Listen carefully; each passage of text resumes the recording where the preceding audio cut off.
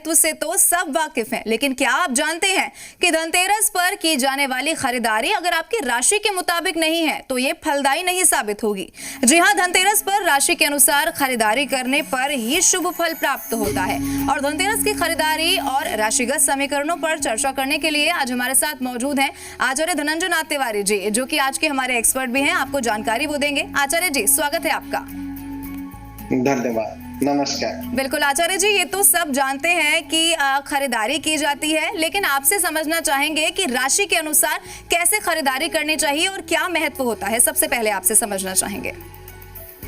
जी देखिए, जब हम खरीदारी करते हैं तो हमें इस बात का विशेष रूप से ध्यान रखना चाहिए कि यदि खरीदारी में शुभता अशुभता का ध्यान नहीं रखा गया तो धन तो व्यय होगा ही होगा, साथ ही साथ कष्ट भी आएगा, क्योंकि हर वस्तु की खरीदारी शुभ नहीं मानी गई है। राशियों के अनुसार मैं आप सभी जातकों को विस्तार पूर्वक बताऊंगा। मेष राशि से लेकर के मीन राशि तक किस प्रकार का योग बन रहा है और कैसे इस बार का विशेष गोचर आपको शुभ फल देगा। राशियों के अनुसार क्या क्या आपको खरीदारी करनी है। और आरंभ करते हैं मेष राशि से।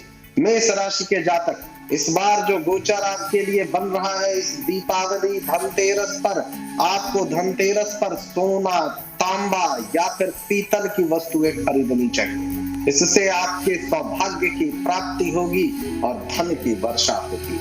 वृष राशि के जातक, वृष राशि के जातकों को चांदी की वस्तु खरीदनी चाहिए। चांदी के सिक्के, चांदी के आभूषण, कपड़े इत्यादि की खरीदारी करना बहुत ही शुभ रहेगा आपके लिए। मिथुन राशि के जातक, मिथुन राशि के जातकों के लिए धनतेरस के दिन तांबे की कोई वस्तु खरीदना आपके लिए बहुत ही शुभ सिद्ध होगा। कर्क राशि के जातक, कर्क राशि के जातकों के लिए स्टील का जो बर्तन होता है, स्टील के बर्तन की खरीदारी आपके लिए शुभ होगी। सिंह राशि के जातक, सिंह राशि के जातकों के लिए धनतेरस के दिन सोने के सिक्के या आभूषण की खरीदारी करना बहुत ही शुभ रहेगा। कन्या राशि के जातक, कन्या राशि के जातकों के लिए खरीदारी करते समय विशेष रूप से ध्यान रखिएगा। आप इस दिन चाहे तो नए वाहन की खरीदारी कर सकते हैं। चांदी के सिक्कों की खरीदारी भी आपके लिए बहुत ही शुभ सिद्ध होंगी। तुला राशि के जातक, तुला राशि के जातकों के लिए इस वर्ष धनतेरस पर शुभ और फलदायी बनाने के लिए चांदी के बर्तन खरीदने चाहिए। नए वस्त्र आभूषण की खरीदारी करना भी आपके लिए शुभ सिद्ध होगा। वृश्चिक राशि के जातक, वृश्चिक राशि के जातक, आपकी राशि के स्वामी मंगल ग्रह है। आपको विशेष रूप से सोने का आभूषण और पूजन की सामग्री खरीदनी चाहिए। धनु राशि के जातक, धनु राशि के जातक, आपकी राशि के स्वामी बृहस्पति हैं। आपको धनतेरस के दिन वाहन की खरीदारी करनी चाहिए और चांदी की धातु से बने हुए बर्तनों की खरीदारी करना आपके लिए शुभ होगा। मकर राशि के जातक, मकर राशि के जातक, आपकी राशि के स्वामी शनि देव है। आपके लिए वाहन और सजावटी चीजें खरीदना बहुत ही शुभ रहेगा। कुंभ राशि के जातक, कुंभ राशि के स्वामी शनि देव है। आपको स्टील और चांदी के धातु के बने हुए बर्तन खरीदना बहुत ही शुभ रहेगा। मीन राशि के जातक, मीन राशि के स्वामी बृहस्पति हैं। मीन राशि के जातकों को मैं कहूंगा, आपको सोना और चांदी की धातु से बनी हुई वस्तुएं खरीदना आपके लिए शुभता से युक्त होगा। आप नए सौदे भी कर सकते हैं। आपके लिए तरक्की से भरा हुआ रहेगा। एक विशेष बात मैं कहूंगा कि जब भी खरीदारी करिए और विशेष रूप से यदि बर्तनों की खरीदारी करिए तो उसको खाली लेकर के घर मत आइए। उसमें कोई मीठी चीज, कोई मिठाई या अगर बर्तन छोटा हो उसमें कोई सामग्री नहीं लेकर के आ सकते हैं तो साथ में कोई मिठाई जरूर लेकर के आइए। बिल्कुल आचार्य जी, ये तो राशिगत समीकरणों की बात हो गई। आपने बता दिया कौन सी राशि के जातक जिनके लिए क्या कुछ उपाय हैं जो इस बार किए जाने चाहिए, लेकिन आपसे एक उपाय या फिर उसे टिप कहे या फिर समाधान कहे, ये भी आपसे समझना चाहेंगे जिससे अपनाकर इस बार माँ लक्ष्मी की कृपा मिल सकती है। आचार्य जी। जी देखिए, ये जो त्रयोदशी का दिन होता है, इसी दिन कहते हैं कि आयुर्वेद के देवता धन्वंतरी का अवतरण माँ महालक्ष्मी जो कलश लेकर के अवतरित हुई, धन कुबेर जी का अवतरण हुआ, चूंकि समुद्र मंथन की प्रक्रिया से ये तथ्य सीधा सीधा जुड़ा हुआ है। यदि इस तथ्य पर कोई विशेष उपाय कोई भी जातक करता है तो जीवन में कभी भी धन की कमी उसको नहीं होती है। इस बात का विशेष रूप से ध्यान रखते हुए धनतेरस के शुभ अवसर पर यदि पंच गोमती चक्र पर चंदन इत्यादि लगा करके माँ महालक्ष्मी जी का पूजा अर्चना करते हुए, माँ महालक्ष्मी के मंत्रों का जप करते हुए, वो सरल मंत्र भी मैं आप सभी दर्शकों को बता देता हूँ।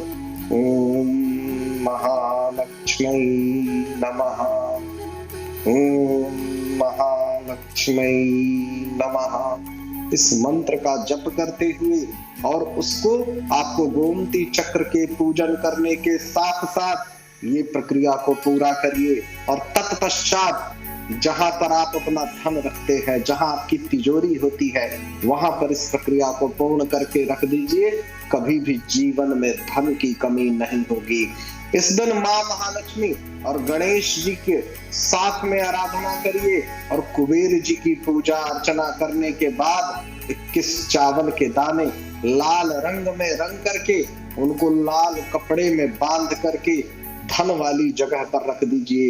ये एक ऐसा शुभ उपाय है जिसको धनतेरस के दिन करने पर आर्थिक समस्याएं जिन जातकों को है उनके जीवन से धन की समस्या छूमंतर हो जाएगी। बिल्कुल आचार्य जी, इस बार जब दिवाली हम मनाने जा रहे हैं तो वो एक ऐसा दौर है जहां पर देश नहीं पूरी दुनिया एक आर्थिक संकट से जूझ रही है और ऐसे में जो अब त्योहार है वो कुछ उम्मीद लेकर आया है।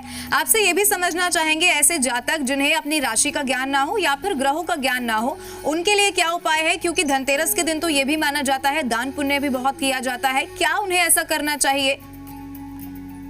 देखिए, सबसे सरल प्रक्रिया अपनानी चाहिए जो कि सनातन धर्म में बड़ी ही सहज सी है, सर्वोत्तम है। जैसे भगवान शिव जी के लिए मैं कहता हूँ कि शिव अभिषेको प्रिया, ठीक उसी प्रकार से महालक्ष्मी जी के लिए है कि लक्ष्मी श्रृंगार प्रिया। लक्ष्मी जी को श्रृंगार बहुत ही प्रिय है। सबसे पहली प्राथमिकता दीजिए साफ सफाई, स्नान करना, घर की साफ सफाई और मुख्य रूप से उत्तर दिशा का विशेष रूप से, क्योंकि उत्तर दिशा कुबेर जी का स्थान माना गया है। जिस कोई भी जातक के घर में धन की परेशानी है, उत्तर दिशा या मध्य दिशा में आपको विशेष रूप से ध्यान रखना है और उत्तर दिशा की तरफ साफ सफाई करके कुबेर जी की वहीं पर आराधना करनी है, कुबेर जी की स्थापना करनी है। कुबेर जी के पूजन का इस दिन विशेष महत्व बतलाया गया है। और जिनके परिवार में घर में कोई बीमार रहता है, क्योंकि धनवंतरी की विशिष्ट कृपा चाहिए, उनकी कृपा से ही जातक निरोग, स्वस्थ और दीर्घायु होता है। इस दिन आपको बिना किसी राशि के, बिना किसी जन्म कुंडली के, बिना किसी ज्योतिष शास्त्र तंत्र मंत्र, बिना किसी विशिष्ट धारणा के, बिना किसी भ्रम के माँ महालक्ष्मी जी की आराधना करनी है, माँ अन्नपूर्णा की आराधना करनी है, कुबेर जी का ध्यान करना है, गणपति का ध्यान करना है। सारी विघ्न बाधाएं दूर हो जाएंगी और लक्ष्मी जी की विशिष्ट कृपा आपको प्राप्त होगी। बिल्कुल आचार्य जी, क्योंकि आज राशियों की हम बात कर रहे हैं कि राशियों के अनुसार इस बार का ये त्योहार कैसा रहने वाला है, तो आपसे ये भी समझना चाहेंगे क्योंकि बहुत सारे जब त्योहार आते हैं तो बहुत बार ऐसा देखने को मिलता है कि कुछ राशियां ऐसी होती हैं जिनके जातकों के लिए शुभ योग नहीं बनते हैं। ऐसी कौन सी राशियां हैं इस बार के लिए और उन्हें क्या ख्याल रखना चाहिए विशेष तौर पर कि कुछ ऐसी चीजें हैं जो उन्हें नहीं करनी है, ये भी आपसे समझना चाहेंगे। लोहे की सामग्री आपके लिए पूरी तरह से वर्जित होगी। बिल्कुल आचार्य जी, खरीदारी इस बार की हर बार की जाती है इस दिन पर, क्या ऐसी चीजें जो खरीदनी चाहिए, क्या नहीं खरीदनी चाहिए, क्या सही तरीका है, ये भी आपसे समझना चाहेंगे। जी देखिए, इस दिन मैं तो कहूंगा कि सामान्य गृहस्थों को एक बात का विशेष रूप से ध्यान देना है। माँ महालक्ष्मी जी का निवास कहा गया है झाड़ू। झाड़ू की खरीदारी जरूर करनी चाहिए। झाड़ू खरीदने से माँ महालक्ष्मी जी बहुत ही प्रसन्न होती है। और इस दिन जो कोई भी जातक घर में झाड़ू खरीद करके लाता है और एक और विशेष बात मैं कहूंगा, लोग इस पर ध्यान नहीं देते, सोना चांदी हीरे जवाहरात की बात करते रहते हैं। एक बात का विशेष रूप से ध्यान रखना चाहिए, क्योंकि साफ सफाई हर घर में चलती रहती है। इस क्रम में त्योहारों का क्रम चलता है तो सबसे पहली प्राथमिकता साफ सफाई की होती है। तो एक बात का बहुत ही ध्यान रखना है, झाड़ू का अपमान बिल्कुल नहीं करना चाहिए। कई घरों में मैंने देखा है कि झाड़ू को बहुत ही बुरी तरह से फेंक देते हैं या पैरों के नीचे दबा करके खड़े हो जाते हैं। झाड़ू का अपमान करने से लक्ष्मी जी क्रोधित होती है। दूसरी एक विशेष बात का ध्यान रखना है, कभी भी इस त्योहार के क्रम में क्रोधित कुपित नहीं होना है और घर परिवार में आपस में वाद विवाद न हो, कलह नहीं होना चाहिए। कलह यदि होगा, किसी भी रूप में वाद विवाद या बहस होगा, तो लक्ष्मी जी की कृपा से वंचित रह जाएंगे। लक्ष्मी जी को कलह बिल्कुल भी प्रिय नहीं है। जिस घर में, जिस परिवार में वाद विवाद होता है, कलह होता है, वहां पर लक्ष्मी जी का वास नहीं होता है।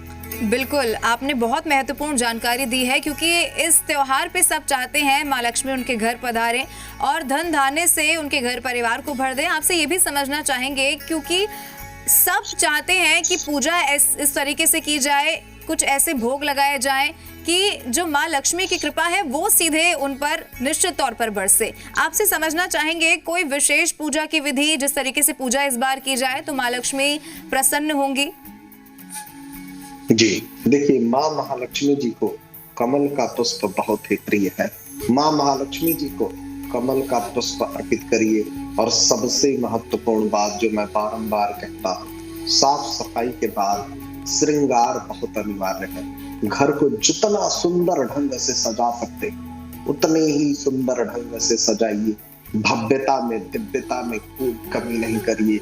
घी के दीपक जलाइए। जितना भी भव्य दिव्य स्वरूप से आप अपने घर का श्रृंगार कर सकते हैं, क्योंकि लक्ष्मी जी को श्रृंगार बहुत ही प्रिय है। दूसरी एक बात, घी का दीपक अनिवार्य रूप से जलाइए। घी का दीपक जलाना माँ महालक्ष्मी जी को बहुत ही प्रिय है। भोग लगाने की जब बात आती है तो सफेद रंग के जो मिठाइयाँ हैं, दूध से बनी हुई मिठाइयाँ, खोए से बनी हुई मिठाइयाँ, मीठी वस्तुओं का भोग लगाइए। जो कुछ भी आपके पास उपलब्ध हो, माँ महालक्ष्मी जी को भोग लगाइए। कुबेर जी की विशेष रूप से आराधना करिए, क्योंकि जो त्रयोदशी का दिन है, धनवंतरी कुबेर जी, गणपति का दिन है। गणेश जी को दुर्वा बहुत ही प्रिय है। गणेश जी को दुर्वा की माला अर्पित करिए। और जो हमारे यहाँ सनातन धर्म की दो महत्वपूर्ण विधियां हैं, पंचोपचार विधि और षोडशोपचार विधि, जिसमें कि हम सबसे पहले आवाहन करते हैं, ध्यान करते हैं, पूजन करते हैं, श्रृंगार करते हैं, भोग लगाते हैं, आरती करते हैं और तत्पश्चात विसर्जन करते हैं। ये जो सामान्य सहज सरल सी प्रक्रिया है, इसी प्रक्रिया को अपनाइए और बड़ी ही सरलता से, भाव के साथ, भक्ति के साथ, समर्पण के साथ आप मंत्रों का ध्यान करते हुए, उनका आवाहन करते हुए, उनकी किसी चित्र की सहायता ले लीजिए या मूर्ति की सहायता ले लीजिए। आप कोई भी मूर्ति रख सकते हैं, धातु की मूर्ति हो धातु की रख लीजिए। एक बात का और ध्यान रखिए कि जब आप मूर्तियां रखते हैं तो एक साथ जो जुड़ी हुई मूर्तियां होती हैं, उनकी तुलना में जो अलग अलग मूर्तियां होती हैं वो ज्यादा शुभ मानी गई है। और यदि आप मिट्टी की भी रख लें तो भी कोई बात नहीं है, मिट्टी की मूर्ति भी शुभ मानी गई है। मन में कोई ऐसा भाव नहीं रखना चाहिए जिसमें संशय हो, जिसमें द्वंद्व हो। पूर्ण समर्पण के भाव से पूजन करिए, आरती कीजिए और जिस प्रसाद, जिस फल से, जिस मिठाई से आप भोग लगा रहे हैं, उसी को प्रसाद स्वरूप वितरित करिए, स्वयं भी ग्रहण करिए। घर में सदैव समृद्धि रहेगी। बिल्कुल आचार्य जी, आपसे इस खास त्योहार पर ये भी जानना चाहेंगे, कोई ऐसा खास मंत्र जिसके उच्चारण से माँ लक्ष्मी प्रसन्न हो और धन धान्य से जो घर परिवार है वो भर जाए? देखिए, सबसे आरंभ में मैं कहूंगा, जैसा कि सनातन धर्म की परंपरा है, सबसे पहले गणपति का पूजन करिएगा। गणेश जी की आराधना में जो सर्वाधिक सरल मंत्र है, उस मंत्र का जप करिए। ओम गणपतये नमः, एक बात और मैं कहूंगा, जिन जिन जातकों को संस्कृत के शब्दों का उच्चारण करने में कोई असुविधा नहीं है, वो गणेश स्तोत्र का पाठ कर सकते हैं। गणपति स्तोत्र का पाठ करना इस दिन बहुत ही शुभ माना गया है। कुबेर जी का आवाहन कर सकते हैं, ओम कुबेराय नमः। जिन जिन जातकों को, चूंकि ये स्तोत्र बहुत ही लंबे होते हैं, थोड़े इनमें मंत्रों में जटिलता होती है, यदि संस्कृत भाषा का उच्चारण ठीक ठीक से कर पाते हैं तो लक्ष्मी स्तोत्र का जरूर पाठ करिए। यदि आप नहीं कर पाते हैं तो अभी वर्तमान समय की जीवन शैली में बिल्कुल भी चिंतित होने की आवश्यकता नहीं है। आप इंटरनेट के माध्यम से या इतनी सारे संसाधन हैं इन माध्यमों से, उन मंत्रों को सुन भी सकते हैं। उनको सुनने से भी उतना ही लाभ आपको प्राप्त होगा। लक्ष्मी स्तोत्र, कुबेर जी का मंत्र का पाठ और गणपति स्तोत्र का पाठ अवश्य करना चाहिए। विधि विधान से अनुशासन के साथ पूजन करना चाहिए। निश्चित रूप से दिव्यता, भव्यता, भगवान की कृपा की प्राप्ति आपको होगी। बिल्कुल आचार्य जी, तो आज हमने जाना कि धन धान्य के इस पर्व पर क्या खरीदारी करें, खरीदारी का शुभ मुहूर्त क्या कुछ है, राशि के अनुसार भी आपने बताया, और आज के दिन कैसे माँ लक्ष्मी को प्रसन्न किया जाए, ये सब आपने हमारे दर्शकों को आज बताया। बहुत बहुत शुक्रिया हमारे साथ इस खास कार्यक्रम में जुड़ने के लिए और बहुत महत्वपूर्ण जानकारी इस त्योहार के बारे में दर्शकों तक साझा करने के लिए बहुत शुक्रिया। धन्यवाद, नमस्कार। तो चलिए इसी के साथ हमारी खास पेशकश में बस इतना ही। आप सभी को धनतेरस की हार्दिक शुभकामनाएं। दीजिए इजाजत, नमस्कार।